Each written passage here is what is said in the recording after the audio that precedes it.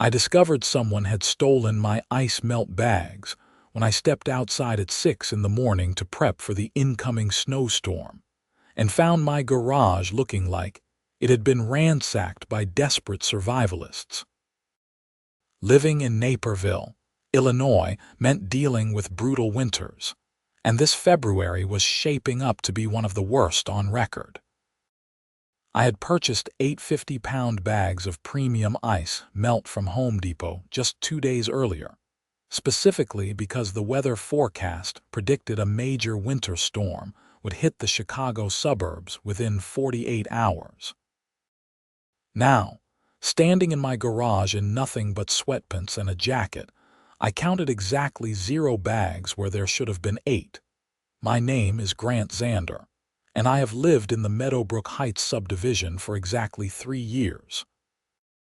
It is one of those cookie-cutter communities where every house looks vaguely similar. The lawns are maintained to an almost obsessive degree, and the homeowners association makes sure everyone follows rules that seem to multiply like rabbits. I work as a software developer from home, which means I am around the neighborhood more than most people, and I have learned to navigate the particular brand of suburban politics that comes with HOA territory. But this was different. This was theft. I walked back inside, poured myself a cup of coffee, and tried to think rationally. My garage door had been closed when I went to bed. I always checked it before turning in for the night because I am slightly paranoid about security. The door had no signs of forced entry, and nothing else appeared to be missing. My tools hung neatly on their pegboard, my lawn equipment sat undisturbed in the corner, and even the few boxes of Christmas decorations remained stacked where I had left them. Just the ice melt. Gone. My phone buzzed with a text from my neighbor, Paul, who lived 3 houses down. The message read, "Did you hear about the ice melt shortage? Hardware stores are completely sold out. Storm is supposed to dump 2 feet on us." That explained the motivation, at least. Someone had decided my preparation was actually community property. I spent the next hour calling around to every hardware store, home improvement center, and garden supply place within a 20-mile radius. Paul had been right. Everything was sold out. The earliest any location could promise new stock was after the weekend, which would be far too late for the storm arriving tomorrow night. The rational part of my brain told me to let it go, to file a police report and move on. The irrational part, the part that had spent $60 on premium ice melt specifically to avoid this exact situation, wanted answers. I grabbed my laptop and logged into the security camera system I had installed 6 months earlier after someone kept letting their dog use my front lawn as a bathroom. I had 3 cameras, one covering the driveway, one on the front porch, and one inside the garage that I had mounted near the ceiling specifically to monitor the space. The garage camera had motion activation and night vision. If someone had taken those bags, I would have footage. I pulled up the timeline for the past 24 hours and started scrubbing through. Nothing unusual during the day. I had left for groceries around 2 in the afternoon, returned an hour later. The evening showed me taking out the trash, then nothing. Then, at 11:47 the previous night, the garage camera activated. I leaned closer to the screen. The garage door was opening, slowly, quietly, as if someone was trying to minimize noise. The overhead light did not turn on, but the camera's night vision captured everything in grainy black and white. A figure entered. Female, average height, wearing a puffy winter coat and what looked like a knit cap pulled low. She moved with purpose, walking straight to where my ice melt bags were stacked against the wall. She grabbed one bag, tested its weight, then dragged it toward the opening. She made 4 trips. 8 bags, 2 at a time. On her 3rd trip, She turned slightly toward the camera, and I got a clear view of her face. Brenda Morrison, the HOA president. I sat back in my chair, coffee forgotten, watching the timestamp tick forward as Brenda Morrison, the woman who sent me violation notices if my trash cans were visible from the street past 7 in the morning, systematically stole my property from my garage. The footage showed her loading the bags into what appeared to be a small utility cart. She pulled it out of frame, presumably toward her vehicle. The whole operation took less than 15 minutes. I watched it 3 more times, making sure I was not mistaken. But no, that was definitely Brenda. I recognized her face, her coat, even the distinctive way she walked with a slight favor toward her right side. Brenda Morrison was 52 years old, had been HOA president for 7 years, and had a reputation in the neighborhood that ranged from overly enthusiastic to tyrannical, depending on who you asked. She lived on Oakmont Drive, 1 street over from my place on Berkshire Lane. Her house was immaculate, her yard was perfect, and she treated HOA regulations like they were constitutional amendments. I had received exactly 9 violation notices from her since moving in. She was thorough, I would give her that, but this was not a violation notice. This was breaking and entering. This was theft. I downloaded the footage to a USB drive, made 2 backup copies, and sent 1 more to my cloud storage. Then I sat at my kitchen table and considered my options. Option 1. Call the police immediately. File a report, press charges, watch Brenda get arrested. Satisfying in the short term, potentially complicated in the long term. She was the HOA president after all, and while I did not think she could legally retaliate, I also knew she would make my life difficult in every way she could within the bounds of her authority. Option 2. Confront her directly. Demand my ice melt back, maybe extract an apology. Less dramatic, but also less likely to result in actual consequences for stealing my property. Option 3. Take it to the HOA board. Present the evidence, let them handle their rogue president. Theoretically the proper channel, but I had met the other board members, and they were all either intimidated by Brenda or actively enabled her behavior. I was still debating when my doorbell rang.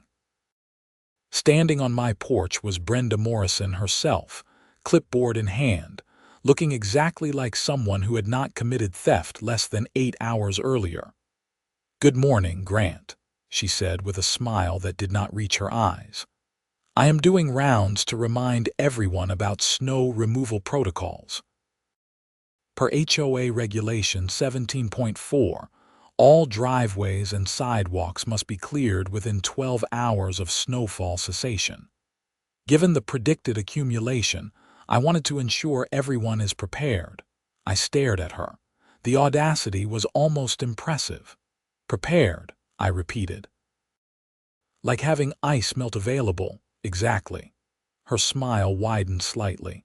"I assume you have adequate supplies. I know some residents were caught off guard by the shortage." "Funny you should mention that," I said, leaning against the door frame. "I bought 8 bags 2 days ago. Had them stacked right in my garage, but when I checked this morning they were gone." Something flickered across her face. Not quite guilt, but definitely awareness. "How strange. Have you considered that perhaps you misremembered purchasing them?" "No, I definitely bought them. I have the receipt." "Well, things do not just disappear." She made a note on her clipboard. "Though this does bring up a security concern for the neighborhood, we should discuss increased vigilance at the next board meeting, perhaps encouraging residents to install security cameras." "I have cameras," I said. Her pen paused on the paper. "Do you?" "3 of them, including one in my garage." The temperature on my porch seemed to drop 10 degrees. Brenda's smile had frozen in place, but her eyes had gone hard. "How comprehensive." "I thought so." Would you like to know what they recorded last night around midnight? She straightened slightly, adjusting her grip on the clipboard. I am sure I cannot imagine. Really? Because the footage is pretty clear. Shows someone opening my garage door, walking in, and taking all 8 bags of my ice melt, loading them 2 at a time onto a little cart. The camera has excellent night vision. Brenda was quiet for a long moment. When she spoke again, her voice had lost its friendly pretense. I think there may be some misunderstanding. The footage is pretty unambiguous. Technology can be misleading. Lighting, angles, image quality. It would be unfortunate to make accusations based on poor quality video. It is high definition, I said. And the person looks right at the camera during the 3rd trip. Face is very recognizable. Her jaw tightened. What exactly are you implying? I am not implying anything. I am stating facts. Someone stole my property last night. I have video evidence, and I am deciding what to do about it. Brenda glanced over her shoulder, checking if any neighbors were within earshot. The street was empty except for a few cars passing through. She turned back to me and lowered her voice. Let us say, hypothetically, that there was some confusion about property boundaries or shared resources. In a community like this, we all support each other. What is yours is your neighbor's in spirit. Perhaps some ice melt was relocated with the intention of community benefit. Relocated, I said flatly. Is that what we are calling breaking into someone's garage and stealing their property? Your garage door was not locked. So that makes it okay, she sighed, a sound of someone dealing with a particularly stubborn child. Grant, you have been a resident here for 3 years. You have had some difficulty adjusting to community standards. Multiple violations, resistance to reasonable regulations. This attitude of yours, this confrontational approach, it does not serve you well. This has nothing to do with HOA regulations. This is about theft. Is it really theft if the items in question are being used for the community good? I am HOA president. I have a responsibility to ensure the safety and maintenance of common areas. Your ice melt is going to be used for sidewalks and pathways. Public sidewalks are the city's responsibility, and the HOA has a budget for maintenance supplies. Our budget is allocated through the fiscal year. We did not anticipate such severe shortages. Still not my problem, I said. Those bags cost me $60. Plus you broke into my garage. That is criminal trespass at minimum. Brenda's expression hardened completely. You need to be very careful about making accusations. I have been president of this HOA for 7 years. I have dedicated countless volunteer hours to maintaining property values and community standards. Your reckless claims could constitute slander. It is only slander if it is false. And I have video evidence, so truth is a pretty solid defense. What do you want? The question came out sharp, her patience apparently exhausted. I had not expected her to ask so directly. I want my ice melt back, all 8 bags. Impossible. It has already been distributed. Then you can buy me 8 new bags, premium brand, same as what I purchased. There are none available, as you are certainly aware. Then I guess we have a problem. Brenda studied me for a long moment, her expression calculating. If this becomes an issue, if you take this to police or make it public, things will become very difficult for you. I can make your life in this neighborhood extremely unpleasant. Every regulation will be enforced to the letter. Every minor violation will result in fines. Your property will be under constant scrutiny. Is that a threat? It is a reality. I am simply explaining the consequences of poor decisions. So you are saying if I report the theft and trespassing, you will abuse your position as HOA president to retaliate against me. I am saying that residents who cannot cooperate with community leadership often find themselves at odds with community standards. I smiled. That is really good. You should definitely repeat that if this goes to court. Her face flushed. You are making a serious mistake. Maybe. But at least I am not the one on video committing crimes. Brenda opened her mouth, closed it, then spun on her heel and walked back to her car without another word. She drove off with slightly more acceleration than necessary, her tires chirping on the cold pavement. I went back inside and called the non-emergency police line. The dispatcher was professionally courteous and told me an officer would be out within the hour to take a report. I spent the wait time making a more detailed copy of the security footage, editing it down to just the relevant portions, and adding timestamps and notes for clarity. Officer Ramirez arrived 50 minutes later in a patrol car marked with Naperville Police Department insignia. He was maybe 30 years old, built like someone who took fitness seriously, and had the kind of calm demeanor that suggested he had seen stranger things than HOA theft. I walked him through everything: the missing ice melt, the security footage, Brenda's morning visit, and thinly veiled threats. He took notes, asked clarifying questions, and watched the video footage twice. "That is pretty clear," he said finally. "Do you know how she accessed your garage?" I checked after I found the bags missing. "The manual release cable was pulled. The one that lets you open the door from outside if the power is out." Officer Ramirez nodded. "Those are supposed to require access from inside the garage, but some models have an exploit. You can fish a coat hanger through the top of the door and hook the release cable. Takes some knowledge, but it is not complicated." "So she broke in?" "Technically, yes. Criminal trespass at minimum, theft obviously. The value of the stolen property is $60, plus the cost of what it will be to replace them if I can even find any. Market price right now is probably double or triple normal." He made another note. "And she is your HOA president, for 7 years, apparently. Any prior conflicts between you two?"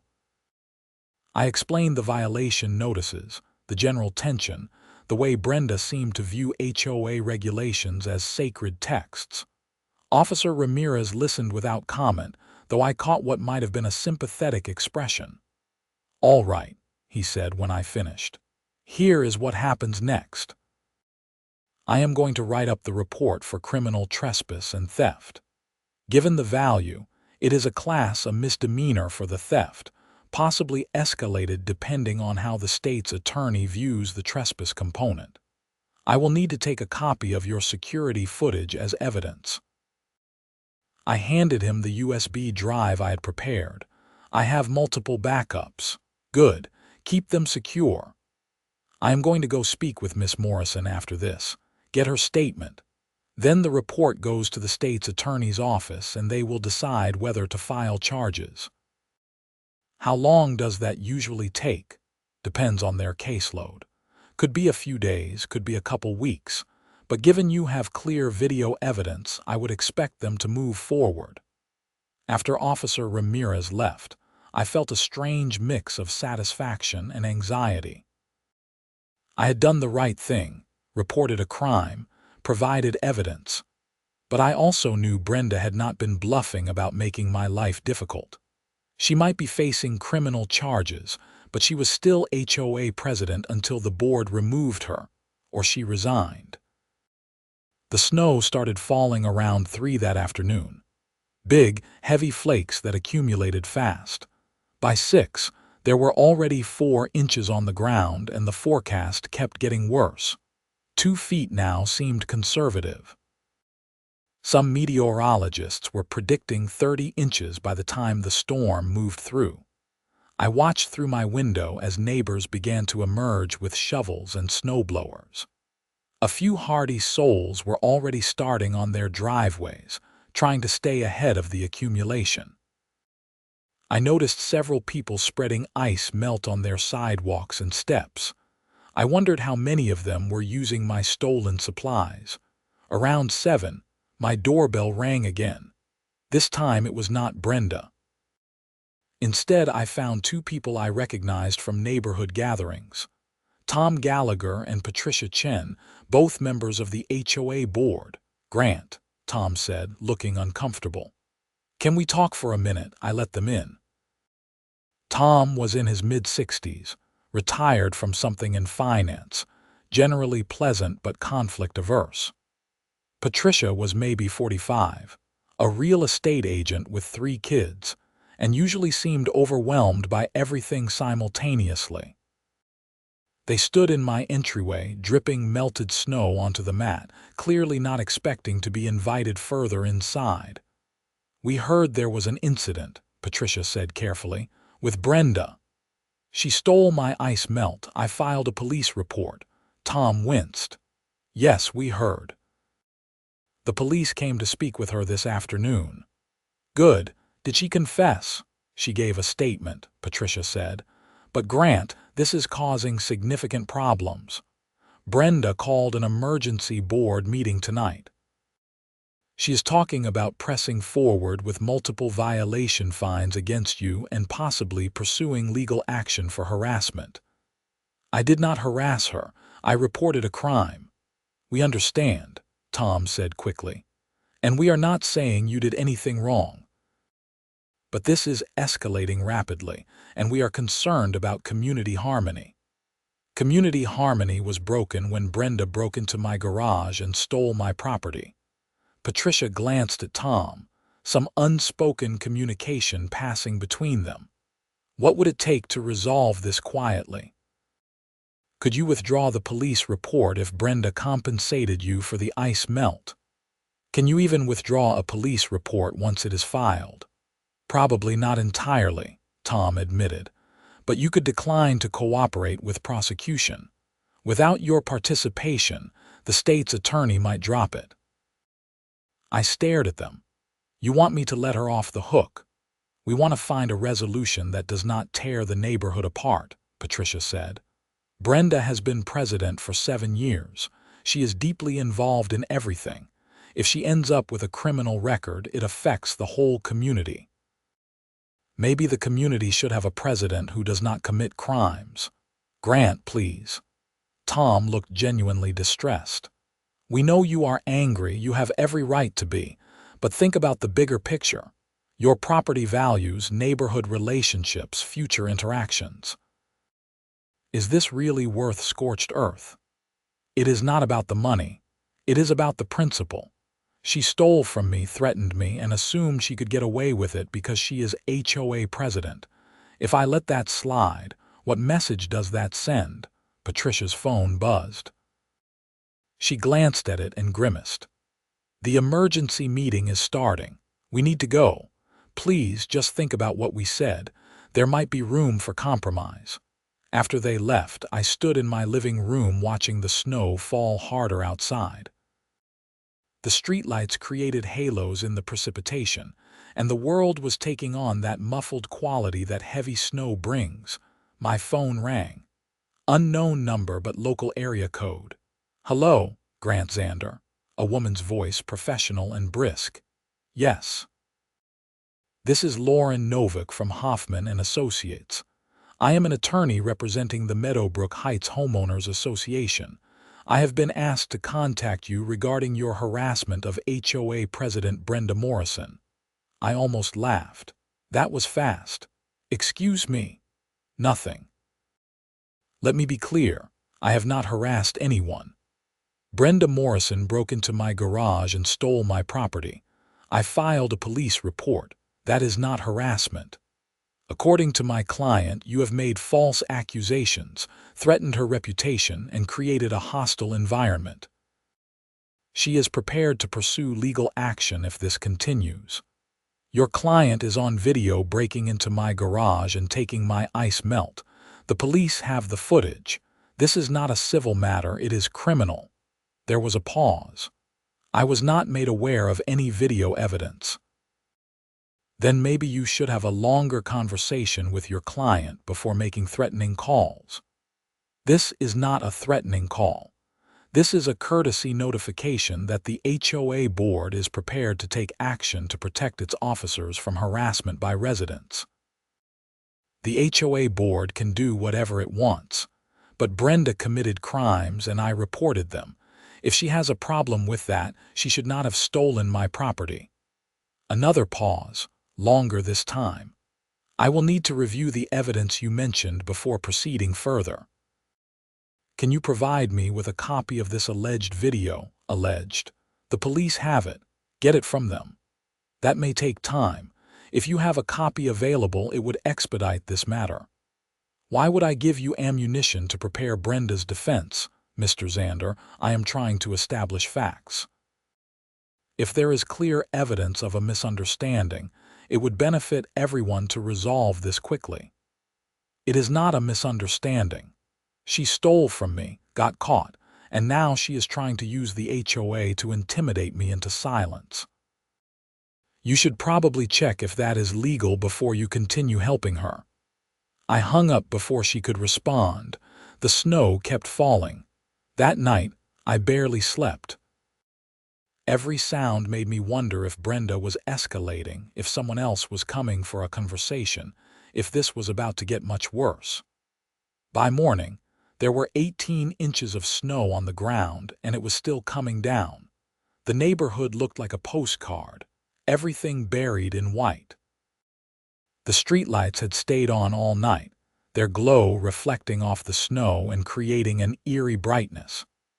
A few snowplows had come through, pushing the accumulation into banks along the curbs, but the side streets were still mostly impassable. I spent 2 hours clearing my driveway and sidewalk with just a shovel since I did not have ice melt to help with traction. My back ached, my hands were numb despite gloves, and I was acutely aware that this would have been much easier with the supplies Brenda had stolen. Around noon, Officer Ramirez called. "Just wanted to update you," he said. Miss Morrison denied everything initially, but when we told her about the video evidence, she changed her story. Now she is claiming she had permission to access your garage, that you had offered to share community supplies. That is completely false. I know.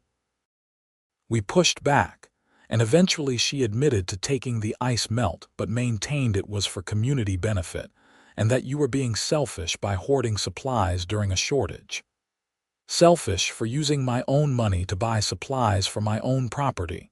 Her words, not mine. Anyway, the report is complete and has been forwarded to the state's attorney. I also documented her threat to you about making your life difficult.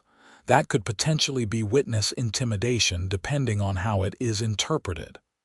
What happens now? You wait. State's attorney reviews everything and decides whether to file charges. Given the evidence, I would be surprised if they did not move forward, but I cannot make promises. Thanks for the update. One more thing, Officer Ramirez added. Be careful. Sometimes when people are facing consequences, they make poor decisions trying to avoid them. If Miss Morrison contacts you again or if anything else happens, call us immediately. After hanging up, I made coffee and tried to focus on work, but my concentration was shot. I kept checking my phone, watching out the window, waiting for the next shoe to drop. It came at 3 o'clock in the form of an official letter slipped through my mail slot. The envelope was marked with the Meadowbrook Heights HOA logo, and the letter inside was typed on formal letterhead, signed by all 5 board members. "Dear Mr. Xander," it began. The Board of Directors of Meadowbrook Heights Homeowners Association has received reports of multiple violations of community standards by your household. Following an inspection of your property, the following violations have been documented and require immediate remediation. Total amount due, $1,750, payable within 30 days. I read through the list twice. Half the violations were fabricated, the other half were technical infractions that the HOA had never enforced against anyone. The security cameras were the same ones I had been using for 6 months without issue. The noise complaint was nonsense. The window treatments had not changed since I moved in. This was retaliation, pure and simple. I took photos of the letter and sent them to Officer Ramirez with a brief explanation.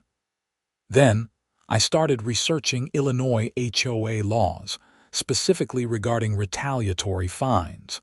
What I found was encouraging.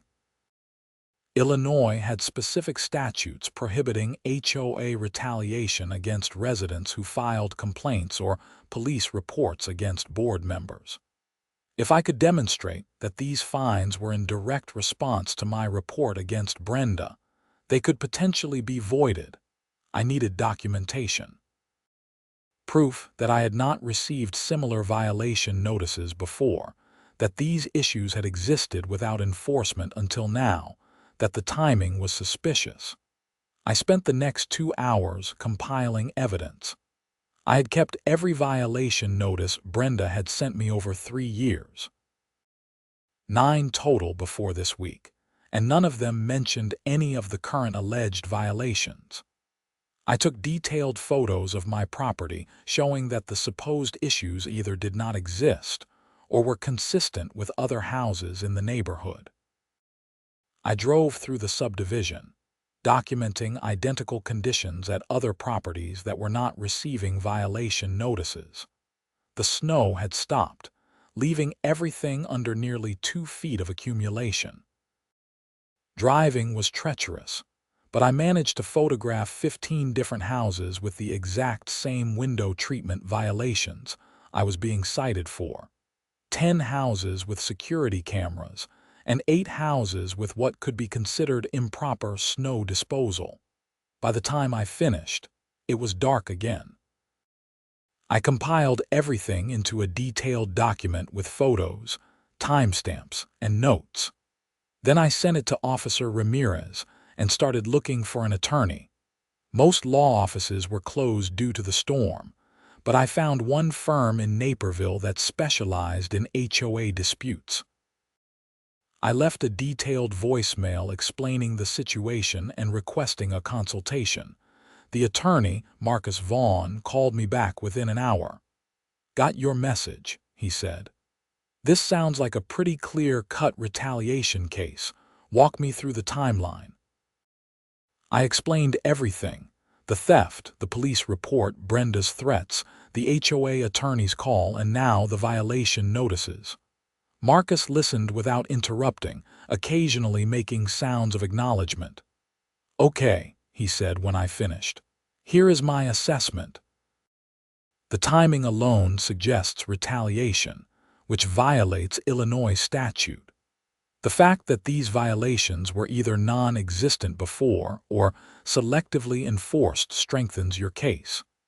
The HOA attorney's call threatening legal action for reporting a crime is also problematic for them.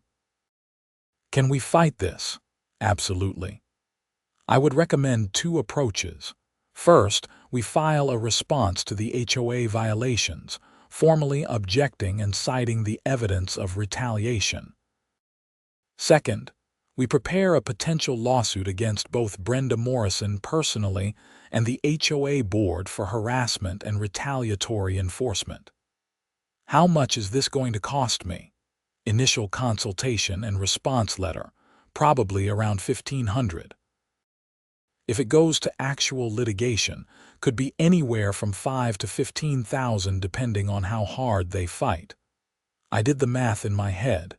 Not cheap, but probably necessary. Let us start with the response letter. Good. I will need all your documentation. Send me everything you have. The security footage, police reports, prior violation notices, photos from today, the whole package. I will draft a response that makes it very clear they are on legally shaky ground. How fast can you do it?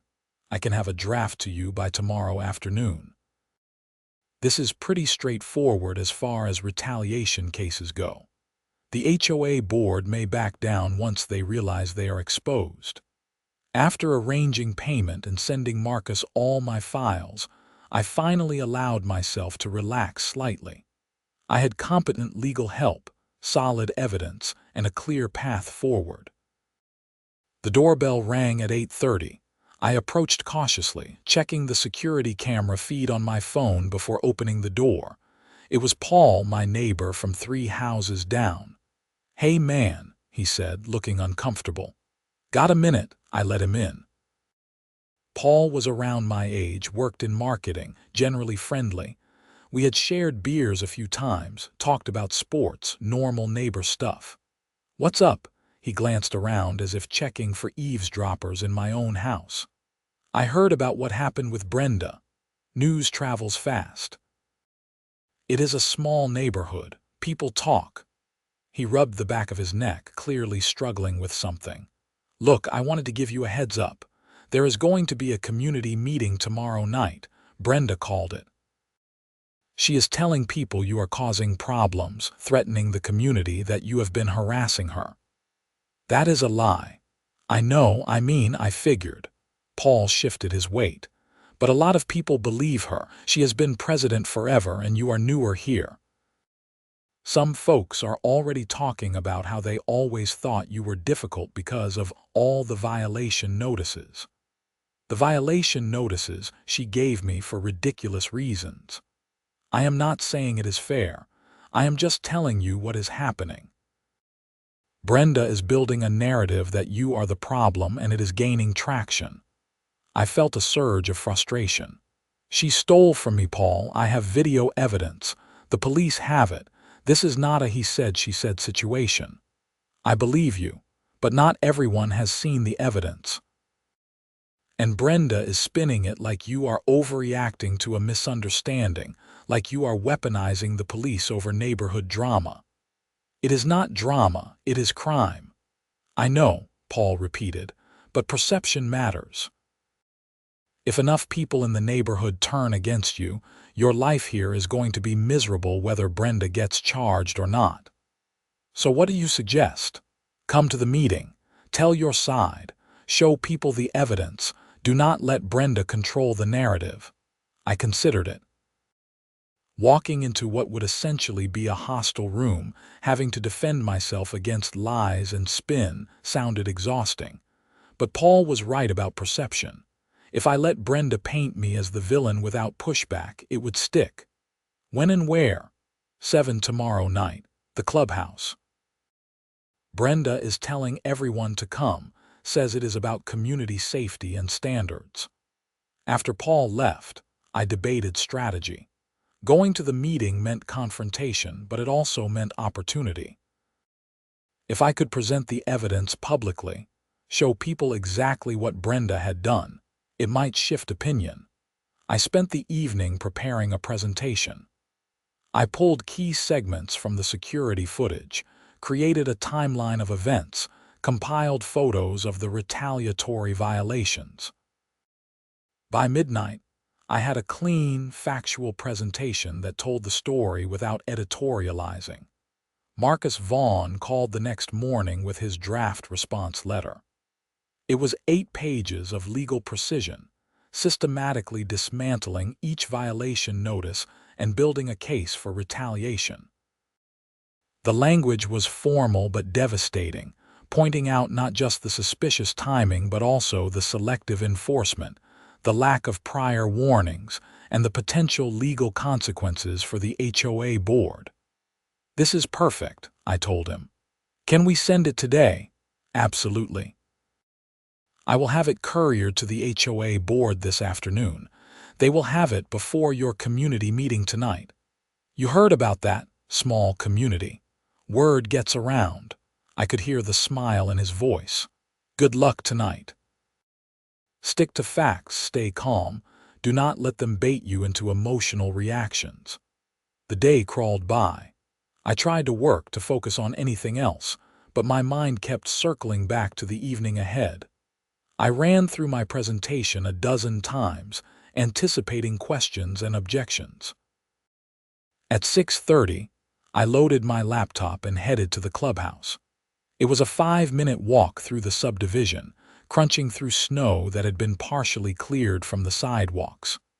The evening was cold and clear, stars visible overhead now that the storm had passed. The clubhouse was a modest building near the neighborhood entrance, used for community gatherings and HOA meetings. The parking lot was nearly full, and through the windows, I could see a crowd had already gathered. I walked in to find maybe 60 people assembled in the main room. Folding chairs were set up in rows facing a small stage area where Brenda stood with the other board members. Conversations died as people noticed my arrival, and I felt the weight of dozens of eyes tracking my movement. Paul had saved me a seat in the back. I nodded thanks and settled in, setting up my laptop and connecting to the room's display screen. A few people gave me curious looks, but no one spoke to me directly. At 7 sharp, Brenda called the meeting to order. "Thank you all for coming on such short notice," she began, her voice carrying the authority of someone used to commanding rooms. "We called this meeting to address a serious situation affecting our community. As many of you know, there has been an incident involving false accusations against me personally and attempts to undermine the HOA board." I felt my jaw tighten but stayed quiet. Brenda continued, "One of our residents, after receiving legitimate violation notices for multiple infractions, has chosen to respond by making wild claims about theft and trespassing. Rather than accepting responsibility for violating community standards, this resident has involved police, made threats, and is now attempting to intimidate the board into backing down from proper enforcement." Several people in the crowd nodded. A few glanced back at me. "The situation has escalated to the point where we need community awareness and support," Brenda said. "Our subdivision is built on mutual respect and adherence to agreed-upon standards. When one resident decides those rules do not apply to them, it threatens everyone's property values and quality of life." She went on for another 10 minutes, painting a picture of me as an entitled troublemaker who refused to follow rules and lashed out when held accountable. It was a masterful performance, mixing just enough truth with strategic omissions to create a compelling narrative. When she finished, she opened the floor for questions. An older woman in the 3rd row raised her hand. "What exactly did he accuse you of?" Brenda sighed, the picture of wounded dignity. "He claimed I took bags of ice melt from his garage without permission. In reality, during the storm emergency, I was coordinating community resource sharing for safety purposes. But rather than being a team player, he decided to treat neighborhood cooperation as a criminal matter." "Did you take his ice melt?" a man asked. "I relocated some supplies for community benefit," Brenda said carefully. "With the understanding that we all contribute to common welfare during emergencies." "Did he give you permission?" the man pressed. The question of explicit permission is complicated by the understanding that HOA leadership has certain authority during emergency situations. "That is not an answer," the man said. Brenda's expression tightened slightly.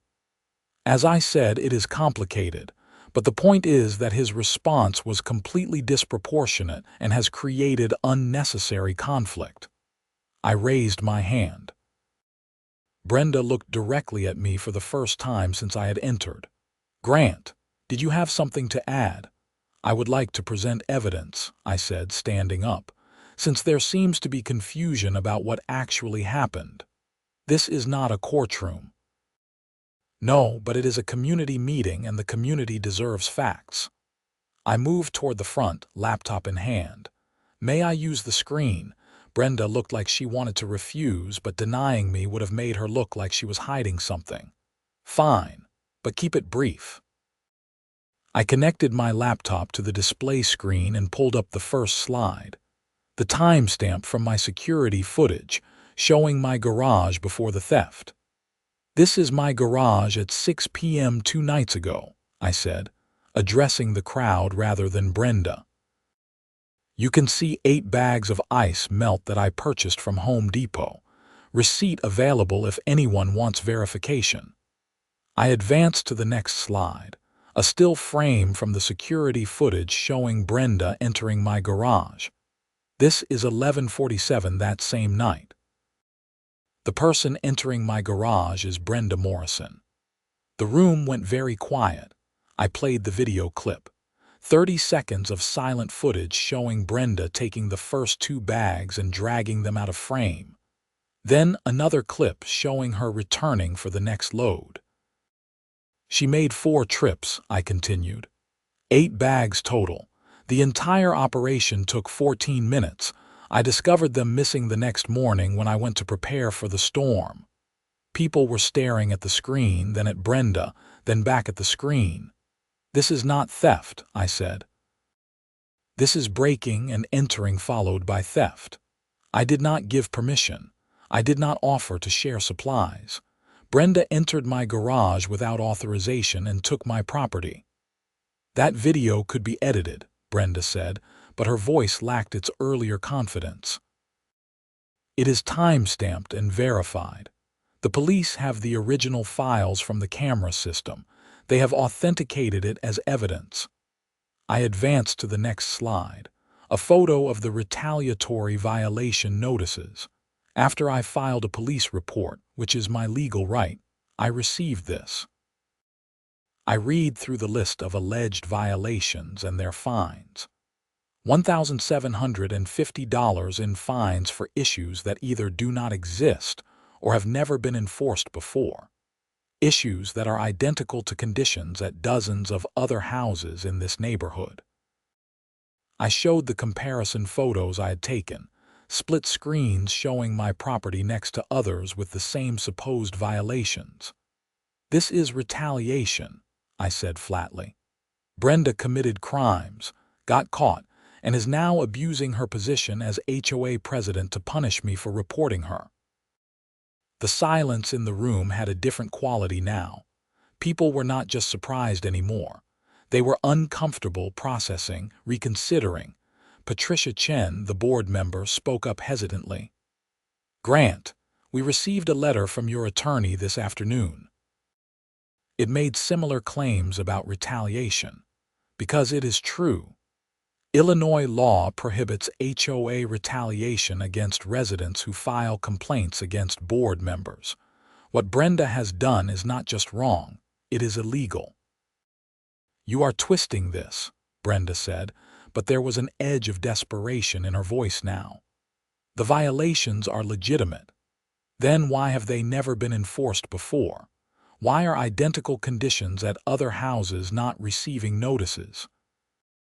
Why did they only appear after I reported your theft to the police?" Tom Gallagher, the other board member, cleared his throat. "Brenda, I think we need to address this. The video is pretty clear, and the timing of those violation notices does look suspicious. You are taking his side." Brenda turned on him. "I have been president for 7 years. I have maintained property values, enforced standards, kept this community running. And you are going to believe his manufactured evidence over my service." "It is not manufactured," I said. "The police verified it. My attorney has copies. This is not a dispute, it is documented fact." A woman in the front row stood up. "I want to see the whole video, not just clips."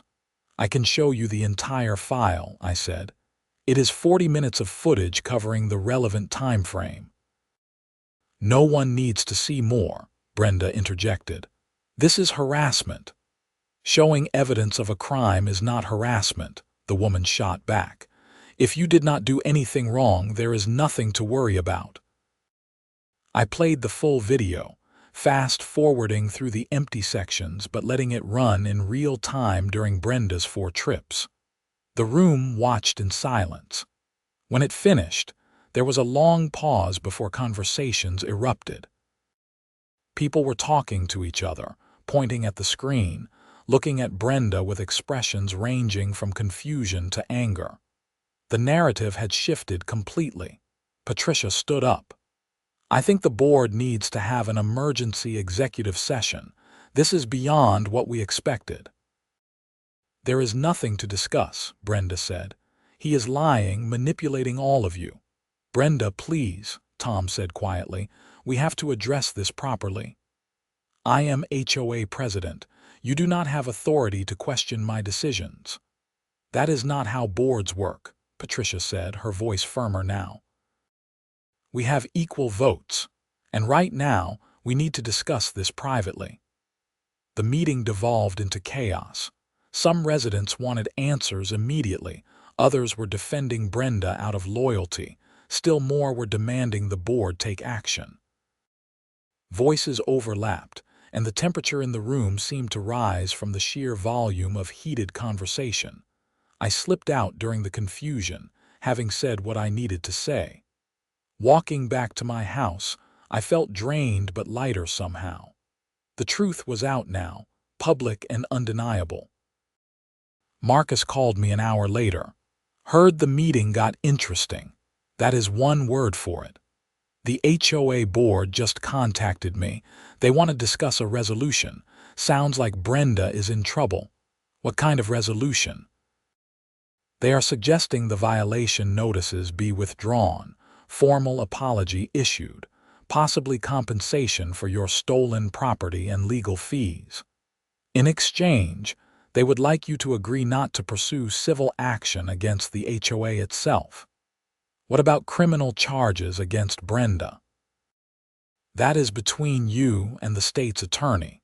The board cannot make Brenda immune to criminal prosecution, but they can distance the HOA from her actions and make sure you are made whole." I thought about it.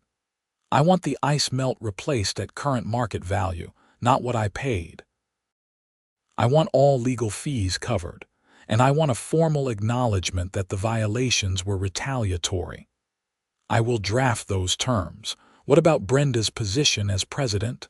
"That is for the board to decide, but if she stays in power, I am not agreeing to anything." "Fair enough. I will communicate your position." 2 days later, I received a formal letter from the HOA board. It was signed by 4 members. Brenda's name was notably absent. The letter apologized for the unfortunate incident and acknowledged that the violation notices had been issued in error and potentially in response to unrelated disputes. All fines were withdrawn and expunged from my record. The board agreed to compensate me $300 for the stolen ice melt based on current market rates, plus $2,000 for legal fees incurred. The letter also informed me that Brenda Morrison had resigned as HOA president, effective immediately.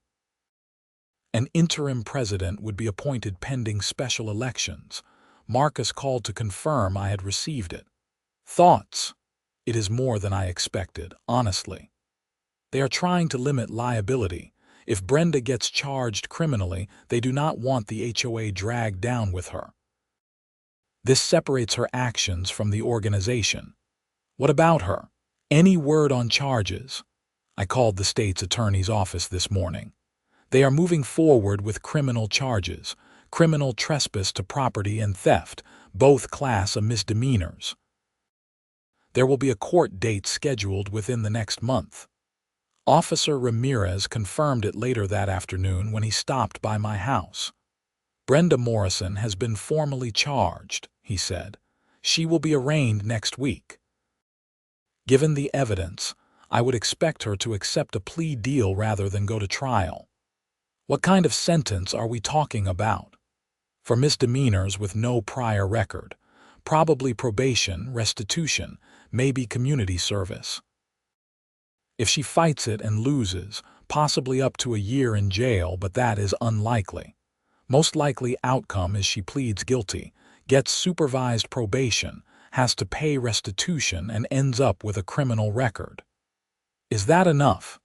Officer Ramirez looked at me thoughtfully. Enough is subjective.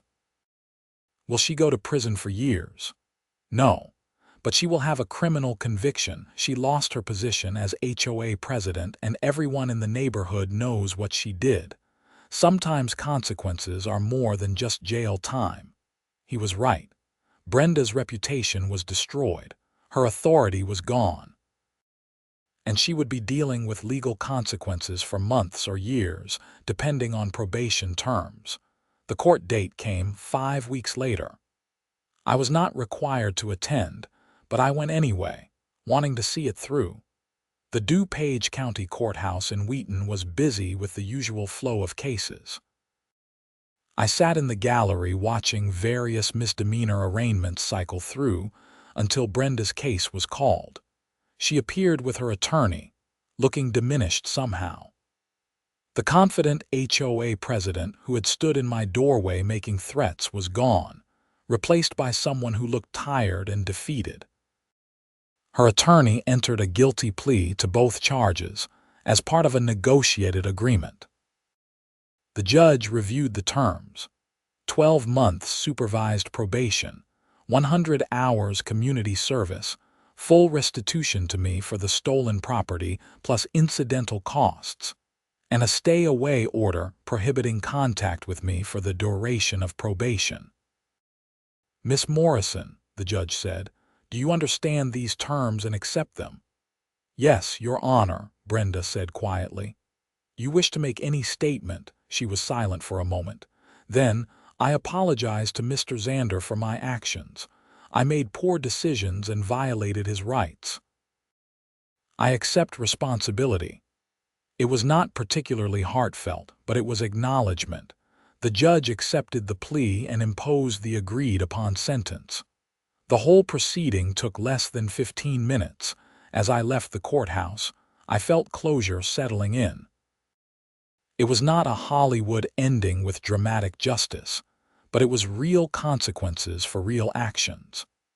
Brenda would have a criminal record, would have to complete probation and community service, and would live with the neighborhood knowing exactly what she had done. Spring came to Naperville slowly that year, the massive snow accumulation taking weeks to fully melt. By April, the subdivision was green again, flowers blooming, people emerging from winter hibernation. The HOA held special elections. Patricia Chen became the new president, running on a platform of transparent governance and fair enforcement. Tom Gallagher stayed on as treasurer. Brenda Morrison's name was never mentioned during the campaign, though her absence hung over everything like a ghost. I ran into Paul at the neighborhood pool opening in May. "How are things?" he asked, handing me a beer from the cooler. "Good, quiet. No violation notices lately," he laughed. "Yeah, Patricia is much more reasonable, actually follows the bylaws instead of making things up." Revolutionary concept. "You know Brenda moved, right?" I had not known. "When? Last month. Put her house on the market in March, sold it fast. I heard she moved to somewhere in Wisconsin to be near family." "Probably for the best," I said. "Fresh start." Paul nodded. "Some people in the neighborhood still think you overreacted, that you should have handled it privately. But most folks came around once they realized what actually happened. I just wanted my ice melt back. And that is the crazy part. If she had just apologized and replaced it when you confronted her, none of the rest would have happened. The criminal charges, losing her position, having to move, all because she could not admit she was wrong. I thought about that, watching kids jump into the pool, listening to music and laughter echoing across the water. Paul was right. The whole situation had spiraled from something simple, someone in power refusing to accept accountability. Summer in the suburbs returned to its normal rhythm. Barbecues and block parties, lawn mowing and landscaping, the ordinary pulse of community life. I got to know more neighbors, found myself actually enjoying the social aspects of subdivision living. The security cameras stayed up. Patricia personally approved them as part of a new initiative encouraging home security systems. Several other neighbors installed their own after hearing about my situation. I never saw Brenda Morrison again after the courthouse. Occasionally someone would mention hearing about her, small updates filtering through the neighborhood gossip network. She was apparently doing fine in Wisconsin, working part-time at some retail place, slowly rebuilding her life away from Meadowbrook Heights. By the time winter came around again, the whole incident had faded into neighborhood lore. New residents moving in would sometimes hear the story. The HOA president who stole ice melt and got caught on camera. It became a cautionary tale about power, accountability, and the importance of security systems. I bought 12 bags of ice melt that December, stocking up early before any shortages hit. My garage was well prepared, and this time, nobody touched my supplies. The new HOA board sent out reminders about snow removal protocols, just like before. But now they included resources for residents who needed help, suggestions for sharing equipment, and actual community support systems instead of just enforcement threats. Patricia stopped by one afternoon while I was setting up Christmas lights. Unlike Brenda, she did not have a clipboard or violation notices. She just wanted to chat, to check that the mounting brackets I was using would not damage the siding. "Looks good," she said, examining my work. "Much better than my attempt. I can never get them straight." "It is all about planning," I said. "Measure twice, hang once," she laughed. "I will remember that. Hey, we are doing a neighborhood holiday party at the clubhouse next weekend. You should come." "I will be there." As she walked away, I realized how different things felt. The subdivision was still the same collection of similar houses with maintained lawns and HOA regulations, but the atmosphere had shifted. There was less fear, less walking on eggshells, less anxiety about arbitrary enforcement. One person's actions had poisoned that atmosphere, and removing that person had let the community heal. I finished hanging the lights as dusk settled over Naperville. Snow was forecast for later in the week, nothing major, just a few inches. Enough to dust the rooftops and make everything look festive. And this time, I had plenty of ice melt in my garage, protected by cameras and peace of mind. The doorbell rang that evening. I checked the security feed, cautious habit now, and saw a young couple I did not recognize. New residents, probably. I opened the door to find them smiling nervously, holding a plate of cookies. "Hi," the woman said. "We just moved in 2 houses down. Thought we would introduce ourselves and say hello. I am Jennifer. This is my husband, Mike." "Grant," I said, shaking their hands. "Welcome to the neighborhood." "Thanks. Everyone has been so friendly." Mike glanced at my security camera. "We were actually thinking about installing cameras too. Any recommendations?" I invited them in, made coffee, and spent an hour talking about security systems, neighborhood dynamics, and the best places to eat in Naperville. I told them in broad strokes about the incident with Brenda, not dwelling on details but giving enough context that they understood why cameras were a good investment. "Wow," Jennifer said when I finished. "That is intense, but it sounds like it all worked out, eventually." It was stressful at the time, but the system worked. Evidence, police, courts. Justice was slow, but it happened. "Good to know the HOA here is reasonable now," Mike said. "Patricia is great, very different from the previous administration." After they left, I cleaned up the coffee cups and thought about how much had changed in less than a year. The theft of ice melt bags had seemed like such a small thing, almost trivial in the grand scheme of life. But it had exposed deeper issues: abuse of power, lack of accountability, the importance of standing up for yourself even when it was uncomfortable. I could have let it go, could have avoided confrontation, could have absorbed the loss and moved on. A lot of people would have made that choice. but something in me had refused to accept that someone in authority could just take what was mine and face no consequences. That refusal had cost me time, money, and stress. But it had also changed the neighborhood for the better. Brenda was gone, replaced by leadership that actually served the community. Residents felt safer, more supported, less afraid of arbitrary punishment. Sometimes standing up for small things leads to big changes. The snow came that weekend, light and peaceful, coating everything in white. I watched from my window as neighbors emerged to shovel and salt their walkways. Several of them were using ice melt, working together to clear common areas, sharing supplies and equipment. Community cooperation, but this time genuine and voluntary, not enforced through theft and intimidation. My phone buzzed with a text from Marcus Vaughn, the attorney who had helped me navigate the legal chaos. Saw Brenda Morrison completed her community service hours last week. Probation should be wrapping up soon. Thought you would want to know. I texted back thanks and set the phone down. That chapter was truly closed now. Brenda had served her sentence, paid her debt to society in the eyes of the law. What she did with her life after probation ended was her business. The holiday party at the clubhouse was exactly what the neighborhood needed. Families gathered, kids ran around playing games, adults chatted over cookies and hot cider.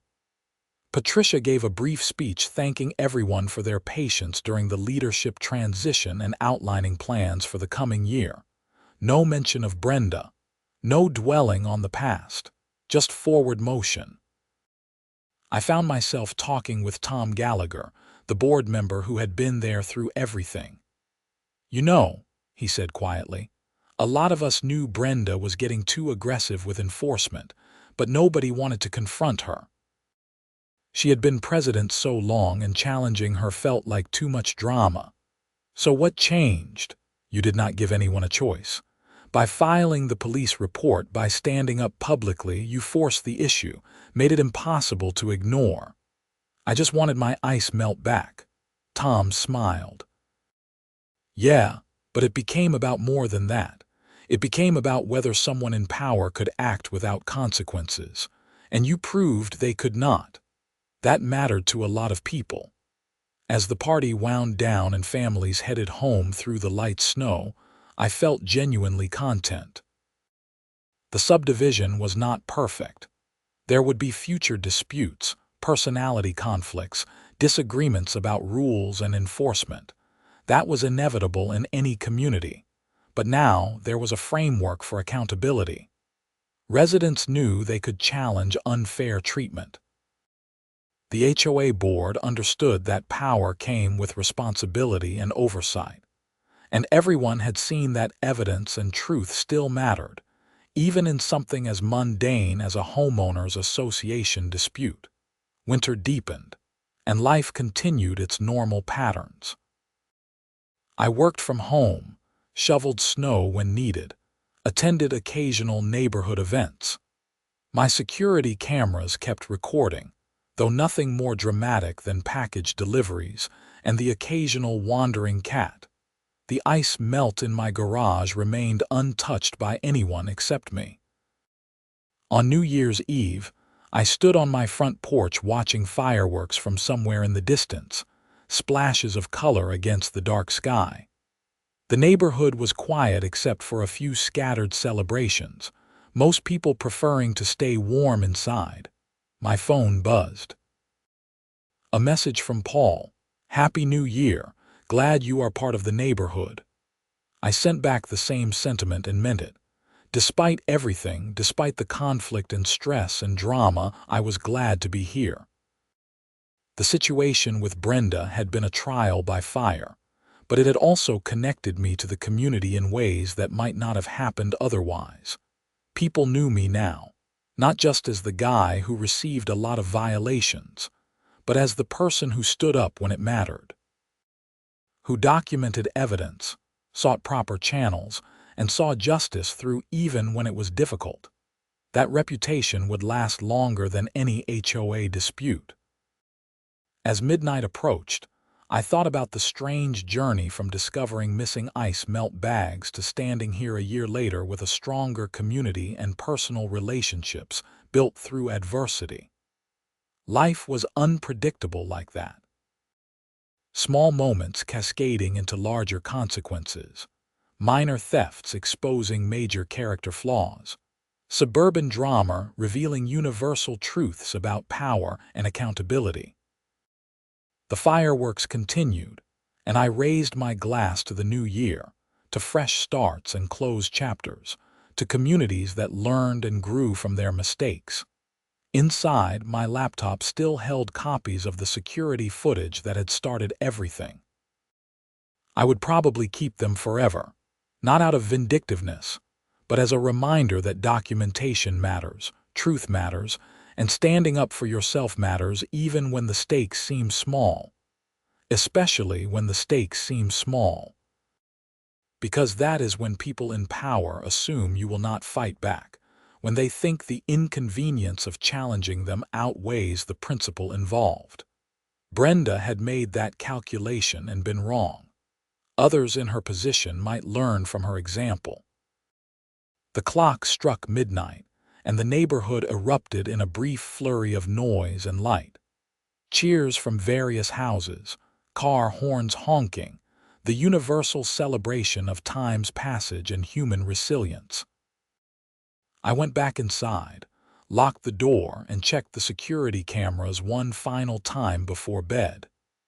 Everything was quiet, everyone safe, the community settling into another year with lessons learned and progress made. The ice melt bag sat in my garage, ready for the next storm, protected and accounted for.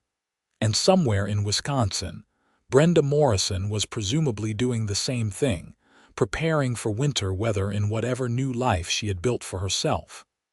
I held no grudge against her now. The legal system had run its course, consequences had been applied, and both of us had moved forward. That was all anyone could ask for, really.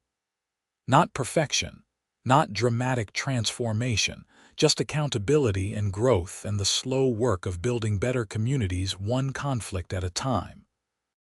As I drifted off to sleep that night, I felt grateful for security cameras, for patient police officers, for competent attorneys, for neighbors who cared about truth, and for a justice system that worked slowly but thoroughly when presented with clear evidence. Most of all, I felt grateful that I had chosen to fight for my ice melt bags instead of letting the theft slide. Not because the bags themselves mattered so much, but because the principle behind them mattered enormously. In a society of laws and rules, everyone has to follow them, especially the people in charge of enforcing them. That was the real lesson, the one that transcended HOA politics and suburban drama. Power without accountability corrupts, authority without oversight fails. And communities thrive only when everyone, from the newest resident to the longest-serving board member, understands that actions have consequences. The winter continued, storm after storm, and my ice melt supplies proved their worth. Each time I spread the white pellets across my driveway and sidewalk, I thought briefly about the chain of events they had triggered. Theft, investigation, confrontation, legal action, resignation, criminal charges, plea deal, probation, community healing, new leadership, better governance. All because someone took something that was not theirs and someone else refused to accept it. Spring would come eventually, melting the snow and washing away the ice melt residue.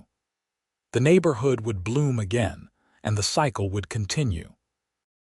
But the changes that had happened would remain, built into the community's institutional memory and collective understanding.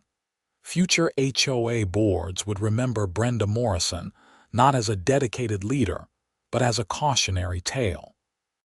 Future residents would hear the story and understand that accountability existed even in the mundane world of suburban homeowners associations.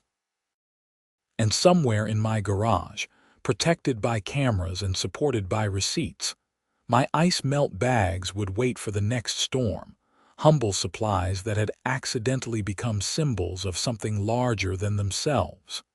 The end of the story was not dramatic. There were no final confrontations, no shocking revelations, no Hollywood moments of catharsis. Just slow justice, steady healing, and the quiet satisfaction of knowing I had done the right thing even when it was difficult. Sometimes that is enough. Sometimes that is everything. The snow fell, and life continued, and Meadowbrook Heights remained a pleasant suburban subdivision in Naperville, Illinois, with slightly better governance and significantly more security cameras than it had before. And I remained Grant Xander, software developer, homeowner, and the guy who proved that even small acts of theft deserve consequences, no matter who commits them. The ice melt bags were just ice melt bags in the end. But they had been my ice melt bags, purchased with my money, stored in my garage. And that had mattered enough to fight for. That would always matter enough to fight for.